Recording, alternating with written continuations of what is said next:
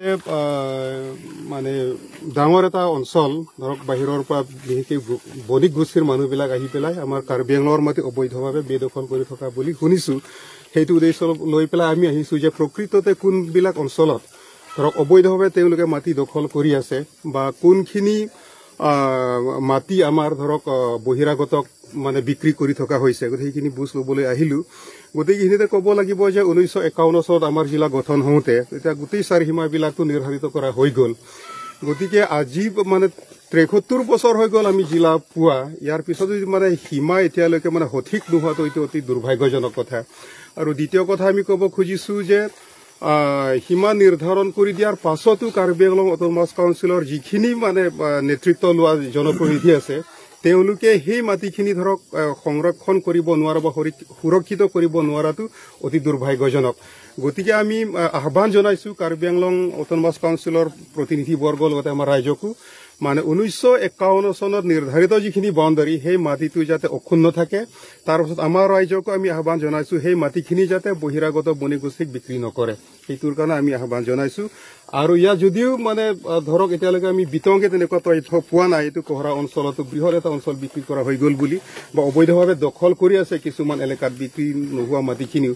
গতিকে এই বিষয়বিলাক লৈ পেলাই আমি কাৰ্বি আংলং অট'নমাছ কাউন্সিলত দৃষ্টিগোচৰ কৰিম যে এইবিলাক অঞ্চল যাতে আমাৰ ৰেভিনিউ চাৰ্কল অফিচ আছে আৰু আমাৰ ৰেভিনিউ EM আছে, ইয়াৰ CM আছে, তেওঁলোকৰ দৃষ্টিগোচৰ আমি কৰিম যে এইখিনি অঞ্চলত প্ৰকৃততে কি হৈ আছে। ধৰক কাউন্সিলৰো এটা দায়িত্ব আছে এইখিনি অঞ্চল চোৱা চিতা কৰিবৰ কাৰণে। আৰু 51 চনত আমি জিলা পোৱা সময়ত যিখিনি মাটি মানে আমাৰ সংবিধানে নিৰ্ধাৰণ কৰি দিছে সেইখিনি ধৰক অক্ষুণ্ণ ৰখাৰ ক্ষমতা কাৰ্বি আংলঙৰ অট'নমাছ কাউন্সিলক সম্পূৰ্ণ কৰ্তৃত্ব যিহেতু দিয়া হৈছে, গতিকে সেইখিনি চোৱা চিতা কৰাৰ দায়িত্ব তেওঁলোকৰো আছে। গতিকে এই বিষয়বিলাক আমি দৃষ্টিগোচৰ কৰিম। হয় হয়, এটা ফৰাম হিচাপে আমি আহিছো। তেনেকুৱা বেনাৰ একজেক্ট নাম আমি তেওঁলোকে দিয়া নাই, কিন্তু ধৰক আমাৰ লগত কাৰ্বি ছাত্ৰ সন্থা আছে, কাৰ্বি ষ্টুডেণ্টছ ইউথ কাউন্সিল আছে, তাৰপিছত কাৰ্বি নকবিয়া সংঘৰ লগতে বহুতো তেনেকুৱা ব্যক্তিসকল আছে আজি ইয়াত। মানে যিহেতু 6 শিডিউল এৰিয়া অঞ্চল ইয়াত এটা কি হৈছে লিজিঙৰ নামত আচলতে লিজ দিয়া নামত আচলতে গোটেই কাৰবাৰটো হৈ আছে। তো সেই বস্তুটো আপোনালোকে নিজৰ নামত মাটিটো বিক্ৰী হৈ গৈছে বা হেৰি হৈছে নহয়, এই দুইটাও অবৈধ। ইয়াতে লিজ বুলি আমাৰ কাৰ্বি আংলং অট'নমাছ কাউন্সিলৰ কোনো এটা ৰুলত নাই যে লিজ দিব পাৰে, তেনেকুৱা কোনো ৰুলছত লিখা নাই প্ৰথম কথা। দ্বিতীয় কথাটো হ'ল কাৰ্বি আংলং অট'নমাছ কাউন্সিলৰ যিটো মানে ভূমি আইন তাত স্পষ্টকৈ লিখা আছে যে আপুনি লিজ দিব নোৱাৰে বুলি এটা লিখা আছে। গতিকে এই দুয়োটা কামো কিন্তু অট'নমাছ কাউন্সিলে হওক আমাৰ ৰাইজেই হওক বুজি নোপোৱাৰ কাৰণে ধৰক মানে লিজৰ নামত বিক্ৰী কৰা বা তেনেকুৱা দি আছে। গতিকে সেই দুইটা কামেই কিন্তু অবৈধ। আপোনালোকে আজি সৰজমিন তদন্ত কৰি কি তথ্য পাইছে? আমি তথ্য পাইছো যে এইবিলাক অঞ্চলত সঁচাসঁচিকে মানে বহিৰাগতৰ পৰা অহা যি বণিক গোষ্ঠীবিলাক মাটিখিনি দখল কৰি আছে বা দখল কৰিবলৈ চেষ্টা কৰি আছে।